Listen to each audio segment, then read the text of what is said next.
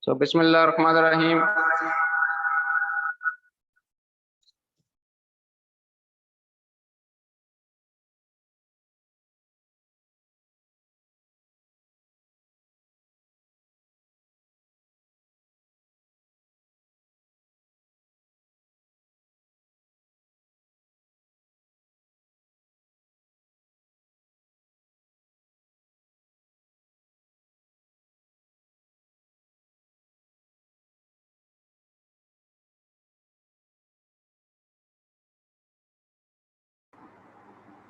Sorry, dear cadets, my mic was not working.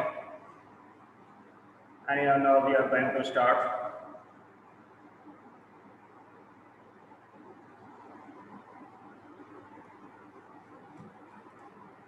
Bismillah ar-Rahman ar-Rahim.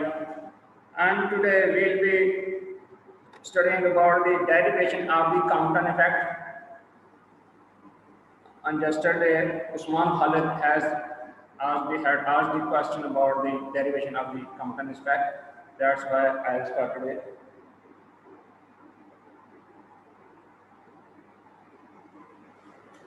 Okay. So, Compton effect.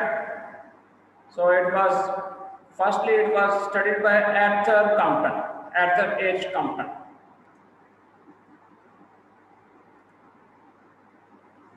Arthur H. Compton in 1923. In his experiment, Compton directed a beam of X-rays. So he threw a beam of X-rays of wavelength lambda. The X-rays had a certain wavelength, let's say lambda, and what happened that this had happened.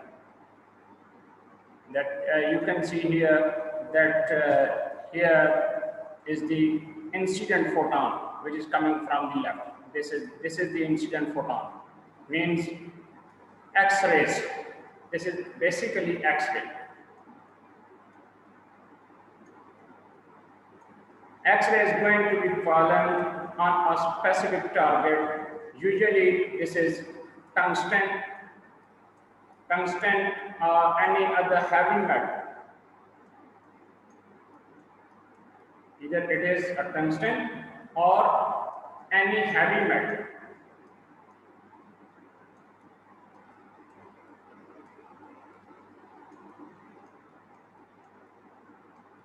So whenever it is falling on this target, when the X-rays are falling on the X-rays on the certain target, material target, usually the tungsten, any other relevant material which is concerned with the heavy metals, then this happens. What is happening? That the X-ray photon is scattering in a certain direction. For example, in this direction, having an angle of theta. The angle is theta. Let's say to be theta. While the electron of this material, because this material is having electrons in outside of its orbits, so electron of this material is moving in a certain direction, making an angle phi. Making an angle phi with the x-axis, you may say, or with the horizontal, or with the line from which the X-ray was coming. So we have to derive for both of these angles, and we'll be trying to find specific relations for these angles and for the scattered photon and scattered electron. So in this sense, this is the photon of X-ray coming from the left side. Photon of X-ray coming from the left side is called as the incident photon, because it is incident on the main target. So this is incident photon. .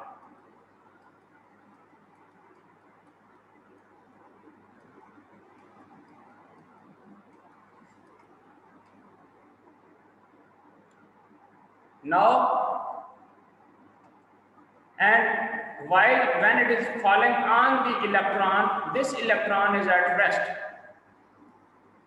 At rest. This electron is at rest.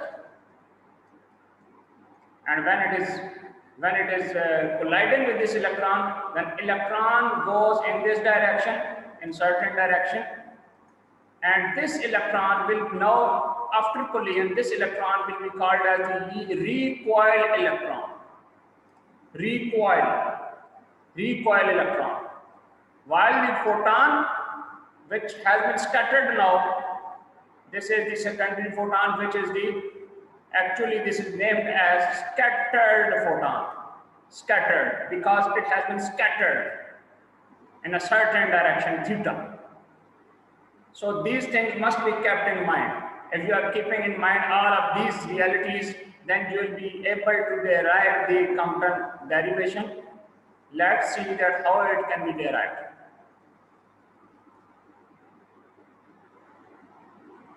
So at first, you can see here that there is an incident photon coming with a certain energy. Its energy is, let's say its energy is its initial energy is HF, because we have already told by Compton, by Max Planck, that energy is equal to HF. Energy of a wave, energy of a photon is equal to HF. Einstein had told us this relation, E is equal to mc square. While on the other hand, Max Planck has told us this relation, E is equal to HF. Because this is a non-material, photon is not a material, so it has no mass, that's why its energy is HF. So when it is coming from the left side and going to be collided with the material, means photon, electron at rest, when both are at rest, then what is the situation? Let's see.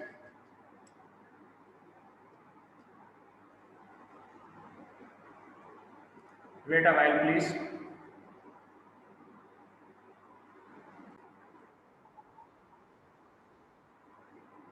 So I was telling you that when the photon is colliding with this electron at rest, then what is happening, that we are going to calculate the total energy. What is the total energy? The total energy is the energy of the photon, at while moving before collision. Okay, this energy is the energy before collision. Electron plus energy of electron. So photon plus electron. Now you know that the energy of photon is equal to HF at initial, its energy is HF, while the energy of electron, since it is at rest, when somebody is at rest, then its energy is 0. So net energy is equal to HF plus 0 is equal to HF. So net energy is equal to HF before collision. So total energy before collision is equal to HF. Now we will be calculating for the total energy after collision. What is the energy after collision? So for this purpose, so anyhow, the total energy before collision is HF.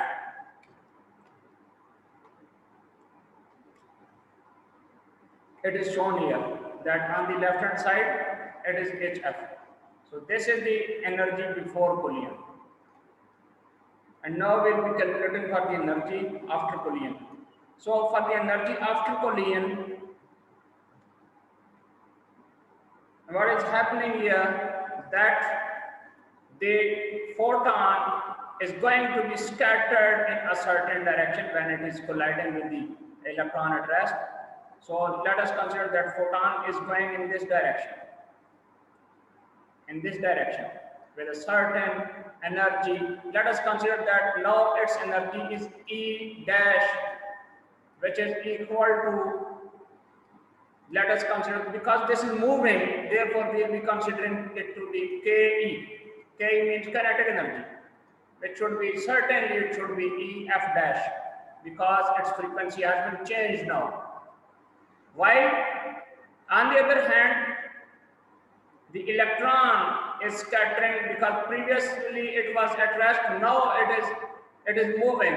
So its energy is having a certain value now. So this was, previous was kinetic energy of photon, and now we'll be considering the kinetic energy of the electron. So let us consider that its energy of the electron is equal to, after collision, its energy is equal to Ke. Let's say that it is exactly K. We'll be determining its energy, that what is the exact quantity of this energy. Anyhow, so you can consider that here is the axis of collision, axis of the movement. Name this is the line. Let us consider it to be the x-axis. Let's say, although it is not written in your book, but I am considering it to be x-axis. So along x-axis, the photon, the scattered photon, has made an angle theta, while the scattered electron, this is called as the recoil electron, has an angle phi.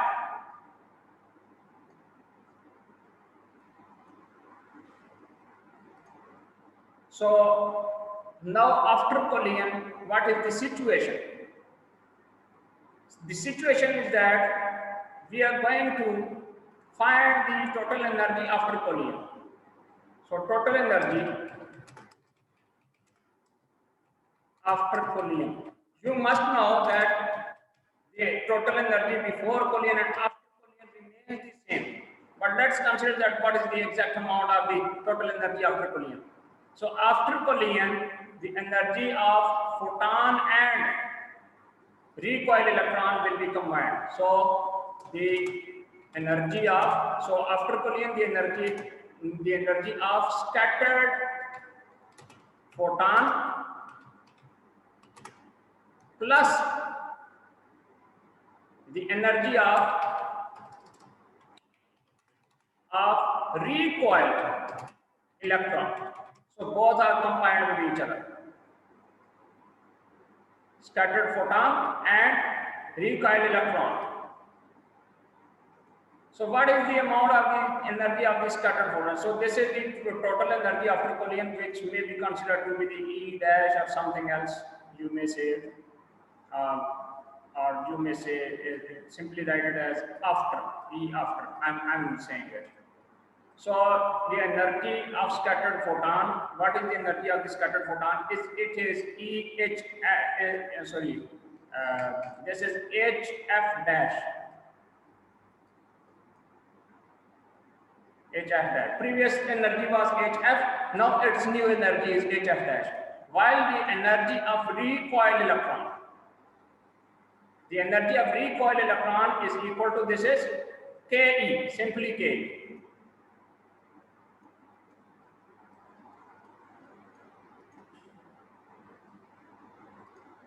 So this relation we have obtained.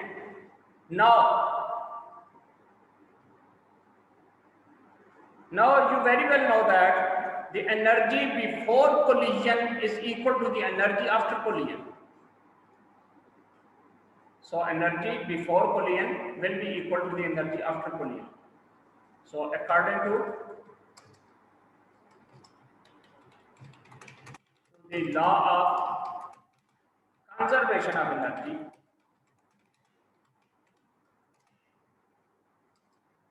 what is it? That energy before collision is equal to the energy after collision. So energy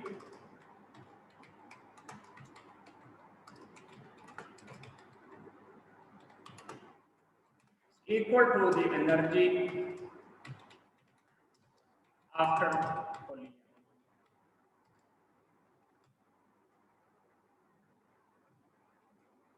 And we very well know that the energy before collision was, what is that? HF. energy before collision was hf, while the energy after collision is equal to hf dash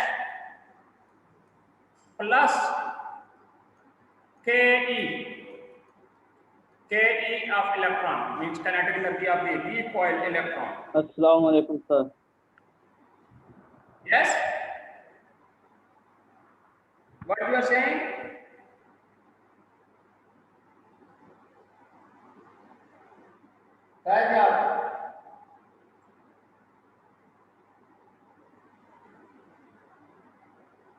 Okay. So, energy after collision and energy before collision are equal to each other.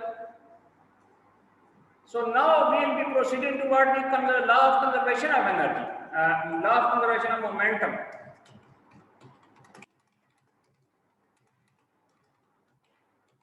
So we will be considering two laws here: law of conservation of kinetic energy and law of conservation of momentum or linear momentum.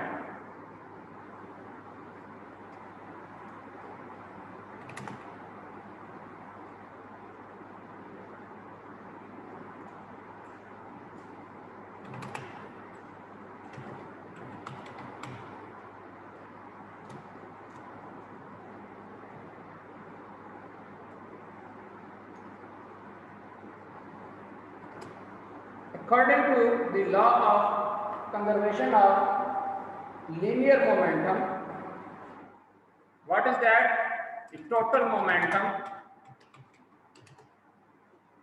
before collision is equal to total momentum after collision. It means that there is no net change of the momentum before and after any event. So total momentum before collision is equal to total momentum after collision.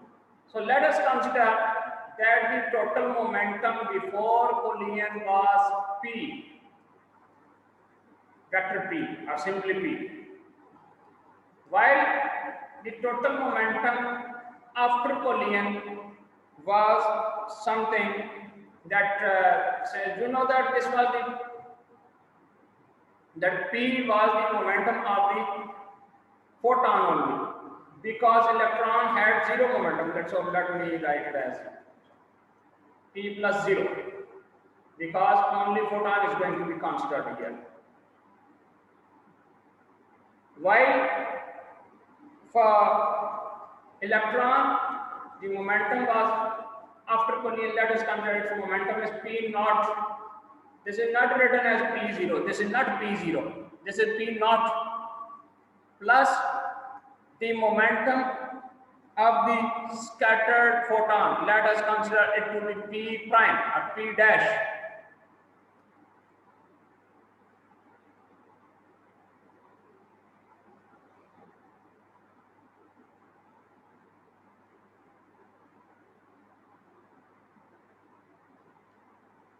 Okay, but we know that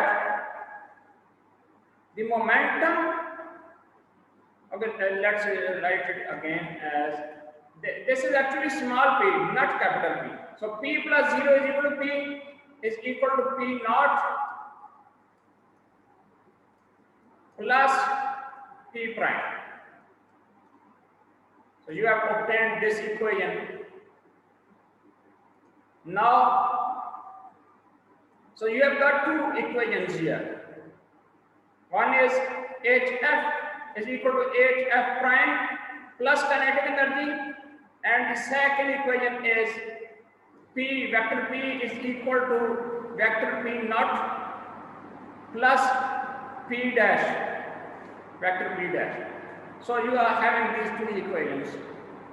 Anyhow, now we know that P, momentum of a particle is equal to the energy E divided by energy of the particle divided by c. C means speed of light, This is the energy of the momentum of the non-massive particle, means photon.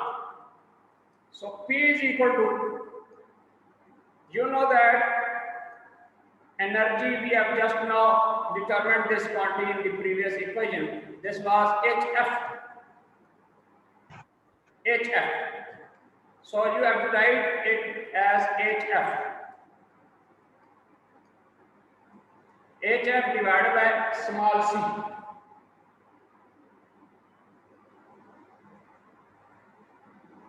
So it will become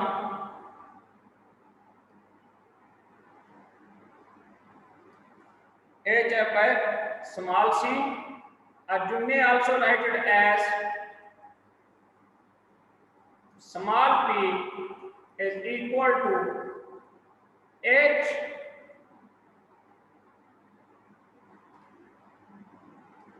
divided by C by F. F has gone to the denominator. Whenever some quantity is going to the denominator, then it will be divided to the denominator. And you know that this is H by C by F. C by F means velocity by frequency. Velocity of by frequency is called as the lambda, wavelength. Actually, this is wavelength. So momentum of the photon is equal to h by lambda, means Planck's constant divided by lambda. This momentum is the momentum of the incident photon. On the similar basis, the momentum of the other photon, which is scattered photon, will become somehow HF dash. Let's see it.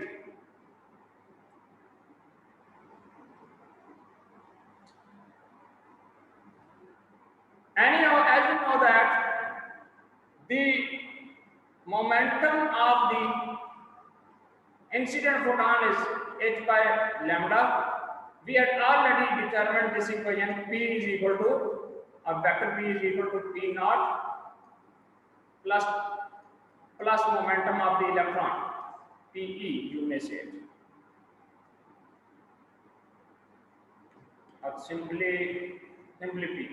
P naught was the momentum of the electron, and so on. Anyhow, now as you know that this P is equal to h by lambda. So in the place of this P, you may write h by lambda.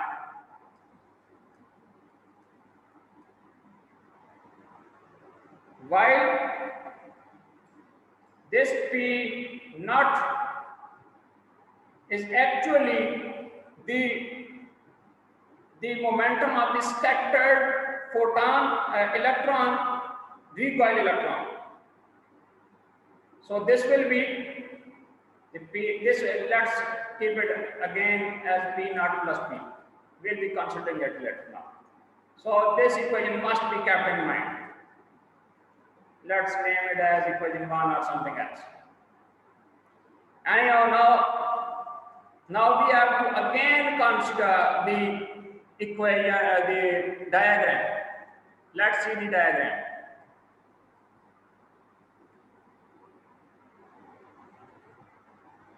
So in this diagram, you see here that if you carefully notice it, and this is the main point to understand here, that when the incident photon is traveling in certain direction, let us consider it is traveling along the x-axis, then and after collision, the electron and photon are scattering in certain directions, say theta and phi. Then they are having their x-axis and y-axis, their energies and momenta along x-axis as well as along y-axis. So we have two components. So since the incident photon was having all of its energy along the x-axis, or all of the momentum along the x-axis, while along the y-axis it had no movement, So the total momentum of photon before collision was 0 along y-axis. But along x-axis, whole of the momentum was h by lambda, was exactly equal to p. So for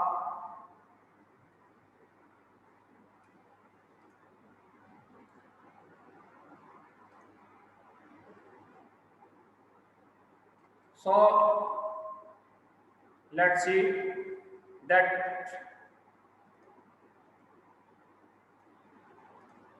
So for momenta along x-axis and y-axis, x-axis is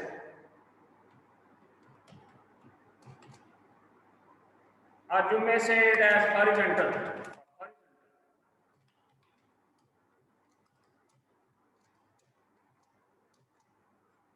What is for horizontal?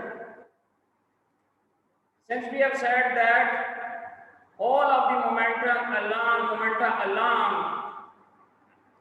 x-axis is equal to p, which is equal to h by f. Now you know that for the x-axis, we have to use the cos theta. So for this purpose, the momentum of the electron will be after collision. After collision, momentum of electron, let's say it will be Pe, P for the electron, momentum of electron, Pe into cos of angle. What is the angle? Phi. Because for electron the angle is phi. Plus the momentum of the scattered photon was h by lambda dash, but for x-axis, for along x-axis or for horizontal, this will be the cos theta. So in the book there is a mistake. They have written theta as phi and phi in place of theta. You must take the corrections, please. Okay. Now h by f. This was along x-axis or for horizontal. Now for the vertical component, you may write it as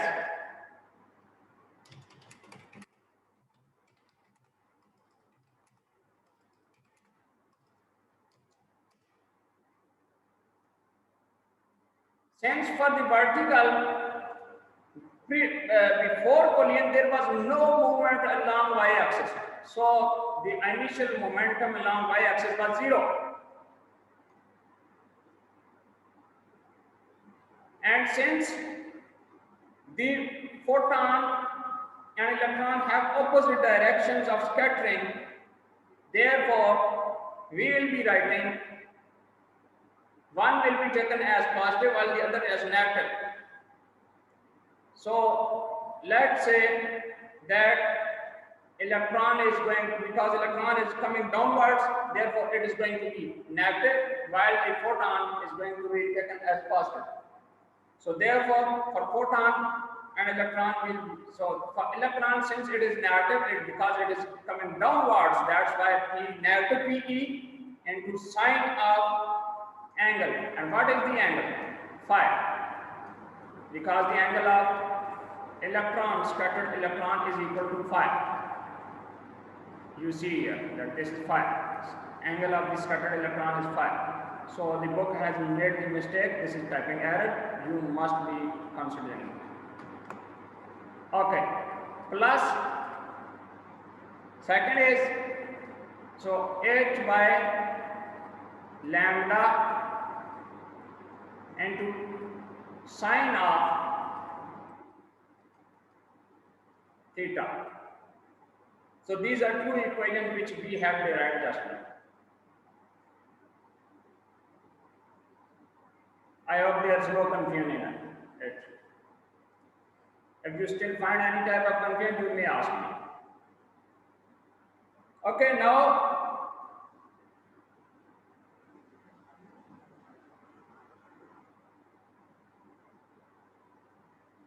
after it, Compton derived these equations in a certain direction, and he found that a certain relation. And what is that relation? He found the relation lambda dash minus lambda is equal to h by m naught c.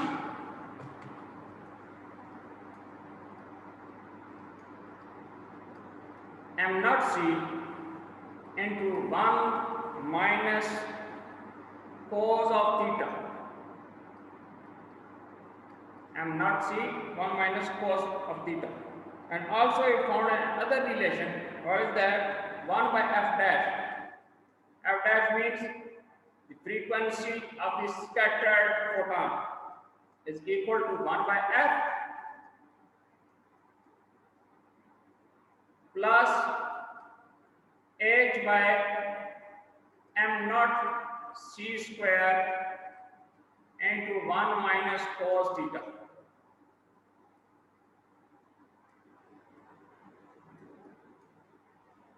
So these are the final relations of the Compton effect. I hope you have got it.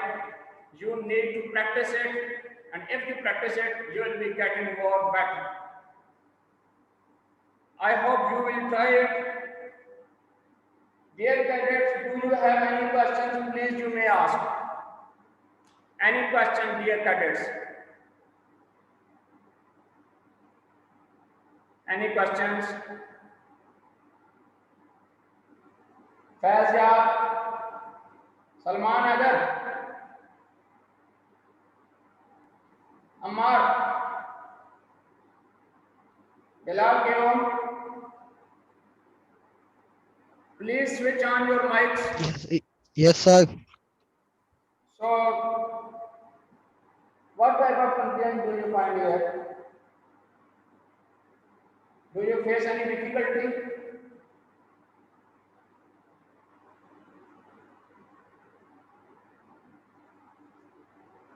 Okay, I think that the concept is clear. And thank you very much, Bacho. Time is over. And we'll be again meeting on tomorrow. Thank you very much. And Allah Hafiz.